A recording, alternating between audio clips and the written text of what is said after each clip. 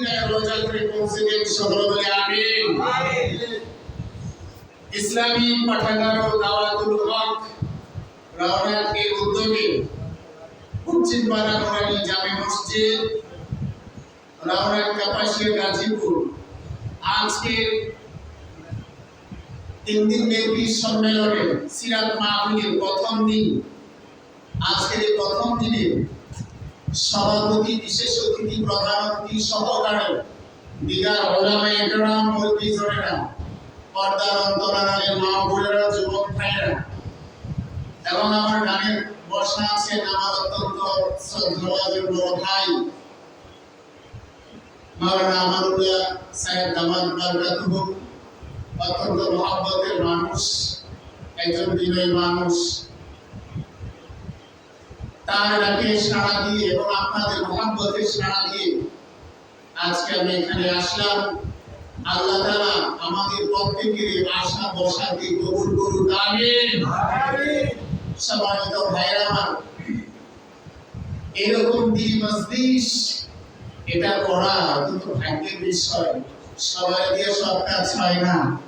কেউ দিয়ে দেখেন গানের মঞ্চ, নাট্য মঞ্চ বানায়, আমার কেউ ওয়াজ মাহফিল, তারপরে দিদি তাবলিগ, আপনার ইসলামী মাহফিল, এগুলো আয়োজন করে। যারা কোরআনের আয়োজন করবে, আল্লাহ সুবহানাহু ওয়া তাআলা হাসরের ময়দানে যেদিন বান্দাদেরকে কোরআনুল কারীমের তেলাওয়াত করে শোনাইবেন, আয়োজন করবেন কোরআনের আয়োজন, সেই আয়োজনের সম্মুখে যারা দুনিয়ায় কোরআনের আয়োজন করবে, সেই আয়োজনের সম্মুখে আল্লাহ বসাই দিবেন। সুবহানাল্লাহ। সেই জায়গায় কোন জাহান্নামীরা সেই জায়গায় উপস্থিত হতে পারবে না, জান্নাতি মানুষ যারা তারা উপস্থিত হতে পারবে। দুনিয়ার মধ্যে যারা কোরআনের আয়োজন করবে, জান্নাতে এরকম আয়োজন করবে, পরিবেশ তৈরি করে দিবে, আল্লাহ সুবহানাহু ওয়া তাআলা তাদেরকে সেই কোরআনের মজমায়, কোরআনের মাহফিলে আল্লাহ তাআলা তাদেরকে সেই জায়গায় বসার এবং কোরআন তেলাওয়াতের শোনার আল্লাহ তাআলা সেই দিন তাদেরকে তৌফিক করে দিবেন। সুবহানাল্লাহ। সুতরাং এইরকম আয়োজন, এটা যেন আমলিয়াতে আল্লাহ কবুল করেন, আমিন। এবং আপনারা এসেছেন, আপনাদের আশা বসাটাও যেন আমলিয়াত হিসাবে আল্লাহ কবুল করেন, আমিন।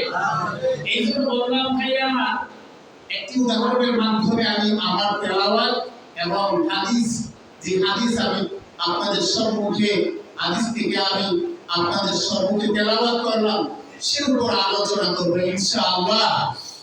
দেখেন, আমরা এই যে আমরা এইটুকু সময় কবুল করার কথা এই জন্য বললাম যে আমাদের জীবন 24টি ঘন্টা, এই 24টি ঘন্টা যদি আমরা হিসাব করি, কয় ঘন্টা আমরা ইবাদত করতে অবস্থায় থাকি চিন্তা করেন। 5 ওয়াক্ত নামাজ 15 মিনিট করে, ধরলাম 15 মিনিট, 5 15 কত 75 মিনিট। এর ফাঁকে কে কতক্ষণ পর্যন্ত জিকিররত অবস্থায় থাকেন, আমলিয়াতের রত অবস্থায় থাকেন, একটু চিন্তা করেন তো। আবার এই 5 ওয়াক্ত নামাজ, এটাও অনেকে পড়ে না। জোহর পড়লে আসর পড়ে না, আসর পড়লে মাগরিব পড়ে না, মাগরিব এশা পড়লে বাকি দিন সময় নাই, ওগুলো পড়ে না। তাহলে দেখেন, আমরা আমলিয়াতের জিন্দেগি কতটুকু সময় আমরা 24 ঘন্টার মধ্যে পার করি।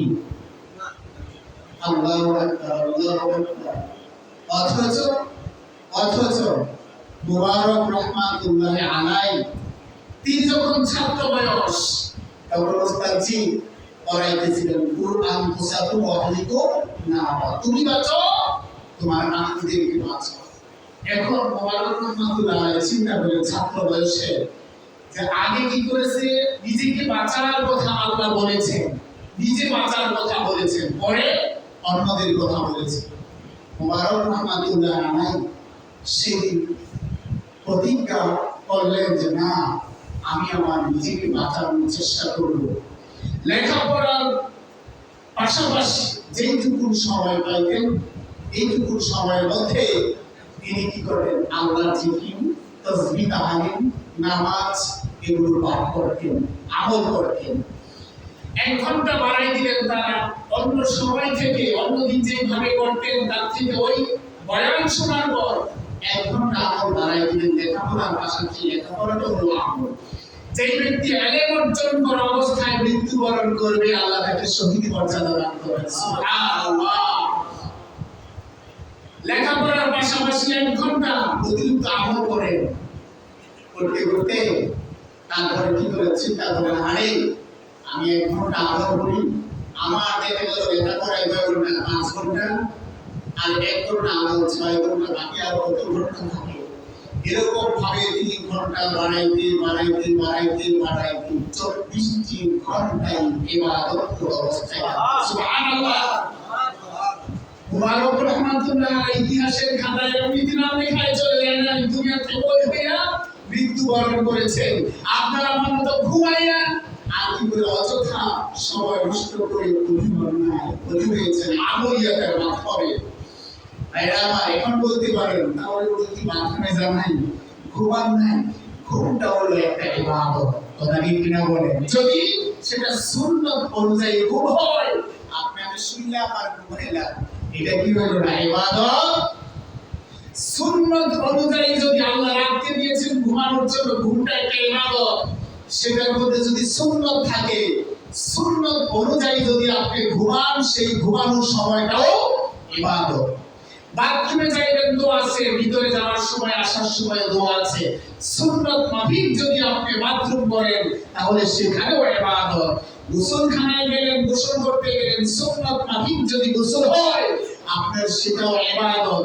মুবারক রহমাতুল্লাহ আলাইহি 24টি ঘন্টা ইবাদতরত অবস্থায় থেকেছেন। সুবহানাল্লাহ।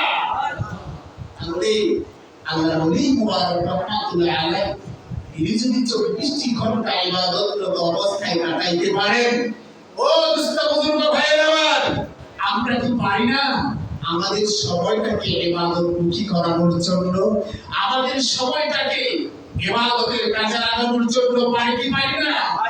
ভাইরা, এই জন্য আজকে বললাম আমাদের এই সময়টুকু যেন আল্লাহ আমলিয়াত হিসেবে কবুল করে। এই জন্য কিন্তু এই কথাটি বললাম, আল্লাহ এই আমলটুকু যতটুকু সময় বসবো, বসে থাকবো, ততটুকু সময় যেন আমলিয়াত হিসেবে আল্লাহ কবুল করে। আমিন। সম্মানিত ভাইরা আমার, বেশি কথা নয়, বেশি কথা বলবো না, সংক্ষিপ্ত পরিসরে আমি নবী করিম সাল্লাল্লাহু আলাইহি সাল্লামের জীবনী থেকে কিছু কথা বলবো ইনশাআল্লাহ। ভাইরা আমার পূর্বে একজন আলোচক তিনি বলেছেন, আতিউল্লাহ ওয়া আতিউর রাসূল, তোমরা কি করো? আল্লাহর আনুগত্য করো, দাসত্ব করো, গোলামি করো, আর আমি আমার পয়গম্বরের দেখানো পথে মতে তোমরা চলো, তার পথ মত অনুকরণ করো। এখন প্রশ্ন হলো, আয়াতের কারিমা প্রসঙ্গে আল্লাহ আপনার নবী দেখানোর পথে মতে চললে আমাদের লাভ কি? আপনি ব্যবসা যখন করবেন, ব্যবসা করার সময় আগে লাভ লস দুটোটাই হিসাব করেন না? ব্যবসা করবেন, এটা লাভ হবে কি লস হবে কি, তারপরে ব্যবসা করেন।